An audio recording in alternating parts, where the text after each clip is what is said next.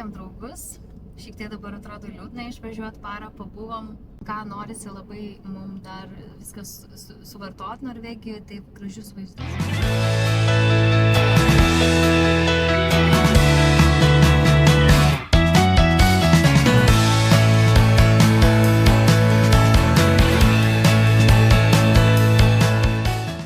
O štai kaip tikras turistas esu su kojinėm ir su basutėm.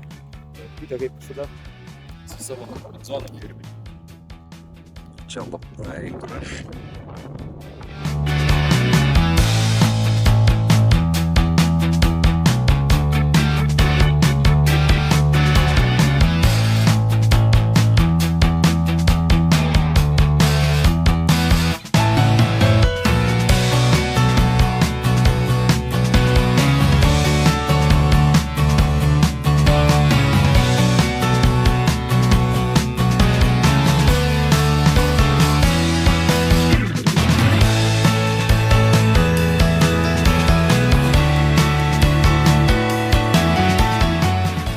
Nusileidom serpantinais 9 minutės maždaug leidomės.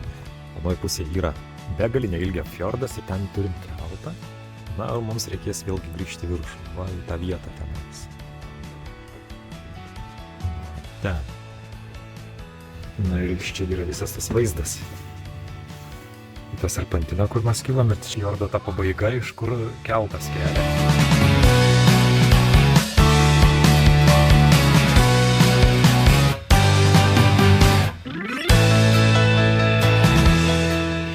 Sustojam tokioj vat gražioj vietoj. Tiesiog išsivirt arbatos į termosą ir atėjo draugių pas mus. Nu ką tu nori? Čia autoplovykla, žiūrėk. Autoplovykla čia pasirodo. Ratų plovykla. O ne karštos padangos? Važiavam, galvojam, važiuosim, susirasim kokį nors kempingą miegoti, kad būtų su tualetu, su dušu. Bet kiek važiuojam, visos vietos, kiek įmanoma prisiparkuoti, jau yra prisiparkavę žmonės miegot. Ir aš sakau, žinai, gal ir mes šį kartą be jokių patogumų. Tiesiog bet kur sustojam ir miegam. Mes pirmą naktį grįžimo namo miegosime štai tokioj nuostabioj vietai. Prie slidinėjimo kurorto. Vienai pusėj turim miškus, ten turim besileidžiančią saulę. O štai per langą matysim tokį vaizdą. Milžinišką kalną, kaimelį, ten kelias prašniokščia, o čia vinguliuoja upokšnis. Mes čia gulsim.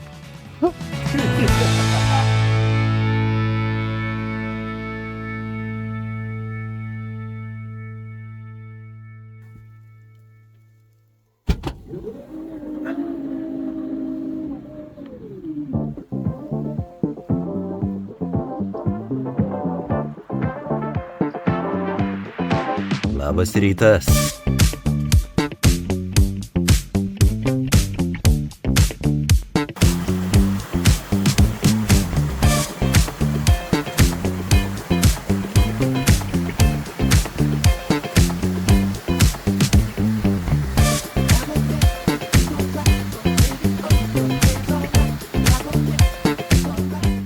Tam gyvenime buvau kalnų aška tiesiog. Sakai, kažkas pasikeitė nuo to laiko?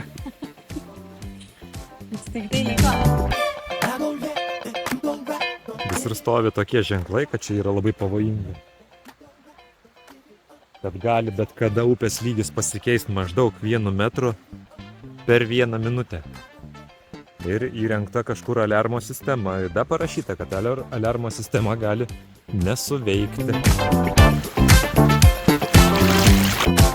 Kelionėje po Norvegiją dėl tualetų ir netgi kartais dėl dušų jaudintis nereikėtų. Kiekvienam kempinge jie yra. O va čia radom, pravažiuodami tokį nameliuką, yra 2 tualetai, dušas ir jie yra visiškai nemokami, tvarkingi. Čia dar yra ir stovyklavimo vieta, šiaip ir pernakvoti galima. Tai viskas ypatingai gražiai sutvarkyta. Na ir vieta irgi fantastiška.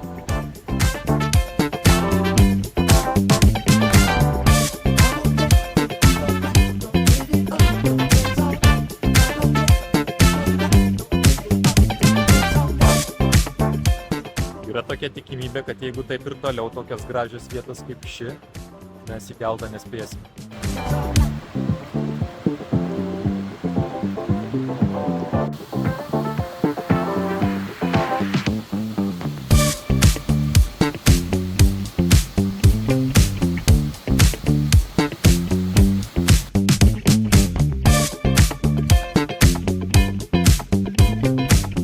Kelto yra lygiai 9:19, tai skelsim kažkaip tai įdėlis 30% to laiko. Šiandien dar nuvažiuosim, o likusią dalį jau rytoj ir kažkur miegosim prie kelto.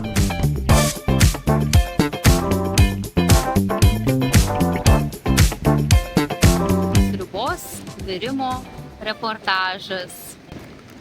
Gulešinė šiandieną patiekiama yra prie krioklio.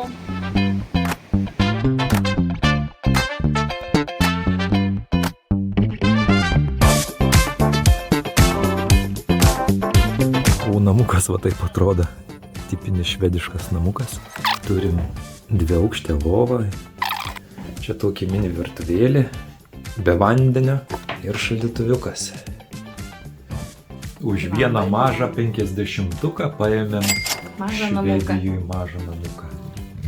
Va, atsisėdam dabar, turim panoramą. Truputėlį jau pavargam. Deja, bet mūsų kelionė eina į pabaigą ir labai neapsieita be nuostolių. Pirmas nuostolis įvyko, žiūrint į priekį, buvo paleistas akmenukas. Švedijos keliai yra kažkokie šiek tiek rožiniai ir ant jų yra skaldos. Ir vat, ką tik labai šviežiai mes gavome dar vieną akmenuką į stiklą.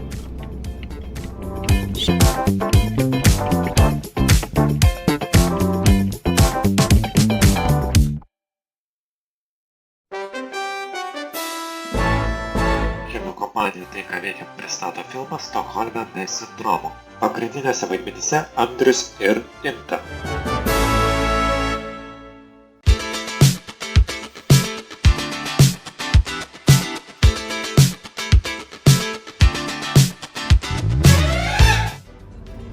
Karočią, uolas ir miškus landžio, tai gerai, bet į metro tai vos radom kaip atsisėsti. Ir dabar žiūrime žmonės, visus, kurie sėdi. Persirinkti miesto režimą, nes Mes su Andrium outfitą pakeitėme į miestą, jau pačius geriausius rūbus, kokius turim apsiliutam švariausius. O kalnų tai nelabai tokių jau daug yra. Man reikia kažkaip tiko tam su dėmelėm kažką, o dabar jau reikia gražiai viską. tai iš metro išlipom kažkaip. Pavyko. Bet kur dabar eit? Na, ten, kur daugiausiai žmonių eina. Tiek daugiausiai žmonių turbūt į centrą eis. Klubelį? Tai klubelį varys. Tai reikėjo eisim rūbą pirkti tada. O kam tie rūbai? Tai be rūbų čia varo hebrai į klubelį. Su be nieko. Sveiki atvykę į paskutinę mūsų kelionės dieną, kurią mes nusprendėme praleisti nuostabiame Švedijos mieste, sostinėje Stokholme.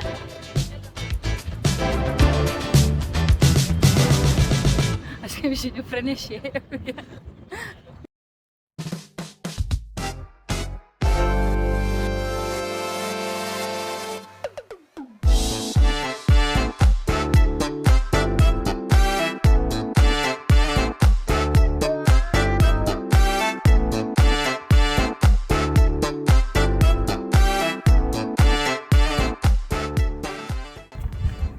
Dešinėje matote pastatą pastatytą 1757 metais. Jis yra geltonos spalvos, todėl kad kitokios nėra.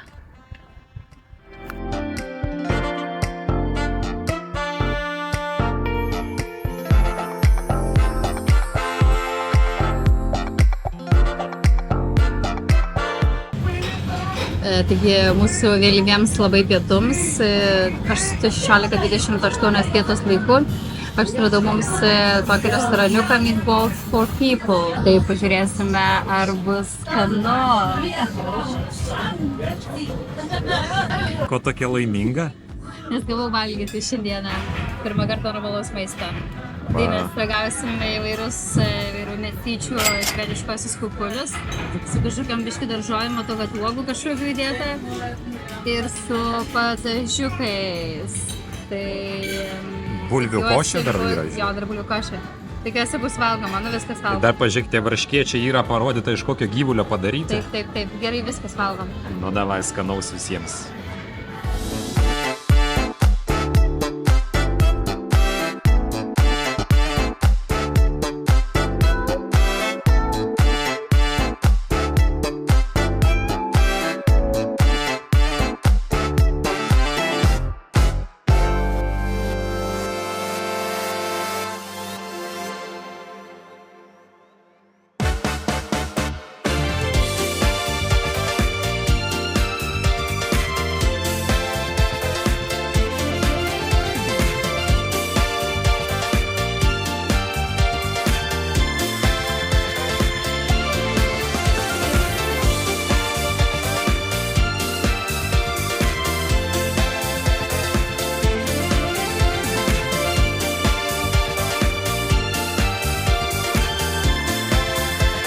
Kranas žirafa.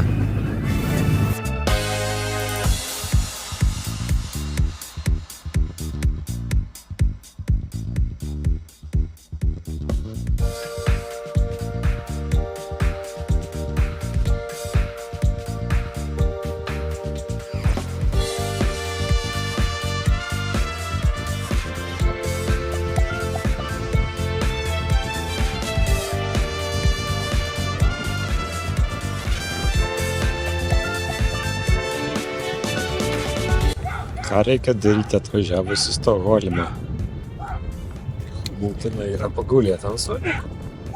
Iš tikrųjų, bent šį momentą įsirašysim į atmintį, nes trumpalaikiai dalykai neįsirašo. Įsirašo tokie, būna truputėlį nusėdi. Jau rezervavom paskutinę nakvynę. Kažkokia mažiukam namukė už 31 eurą. Nežinau, kaip gali būti taip pigu, bet... Švedija už 31 eurų. Nežinau, gal ten tik kilimėlis durų tiek kainuos. Gal durų kilimėlį reiks mėgoti. Gal ten yra, žinai, kaip ir rodo per tos amerikietiškus filmus, kur užsakyti. Ir kalnai turėkis. Ir kalnai turėkis. Jo, bet ta vieta bent jau buvo arčiausiai uosto mum išvykimui. Ir buvo daug gerų atsiliepimų, tai net saugainiai.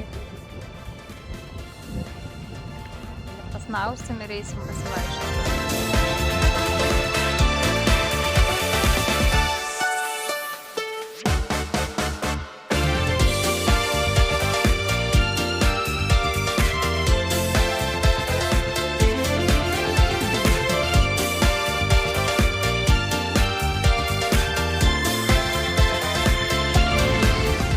Kapitonė šuniuk.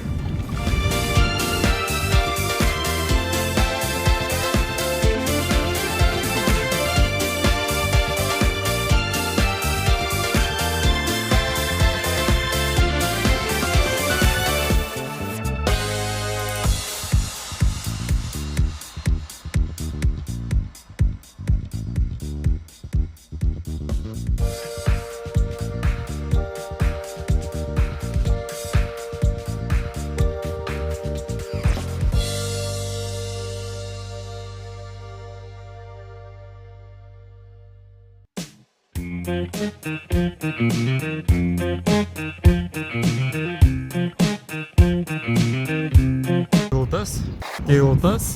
Mes stovime ant tilto. Dar vienas tiltas. Dar vienas tiltas ir što tilto dar vienas tiltas. 醒来打扮一下，心情很 nice， 摇摆啦啦吧哭，转身我可以。 Mums yra be galo liūdna čia vaikščioti, nes neina tiek sužiūrėti. Taip gražu. Manom, kad čia reikėtų atvažiuoti savaitėj. Bet nežinau, ar per savaitę neatsibostų vien miestas, nes mes vis tiek tokie daugiau esam Kaimiečiai. ainiai. Čia reikia pagyventi. Aiščiai. Pagyventi pusę metų, kad suprastum, kaip čia yra. Tiesiog visko labai daug, bet jau mums metas keliauti iki metro, iki automobilio, dar reikia vaikams nupirkti lauktuvių, dar nežinom kokių ir dar cinamoninių bandelių reikia čia paragauti. Man, nes Andrius cinamoninis yra alergiškas. Į Rimi užvažiuosim Vilnių ir nupirksim vaikam lauktuvių, kaip visada darom. Niekada taip nedarė.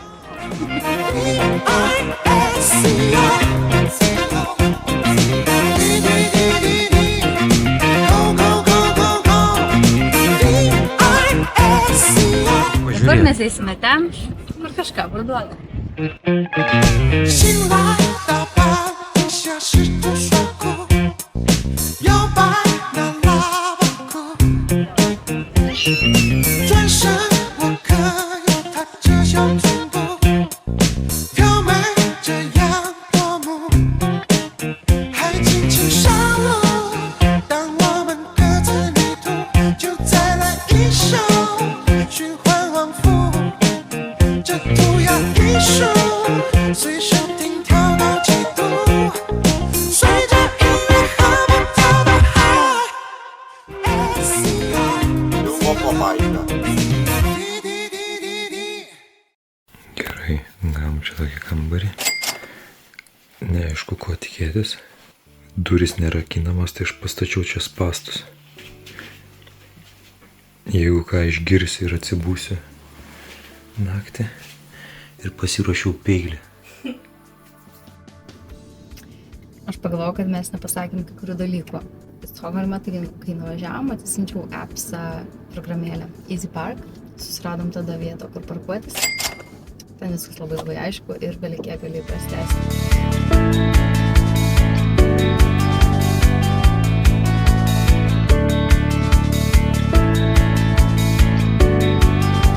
Tai šitokią kajutiką gavom mes šį kartą.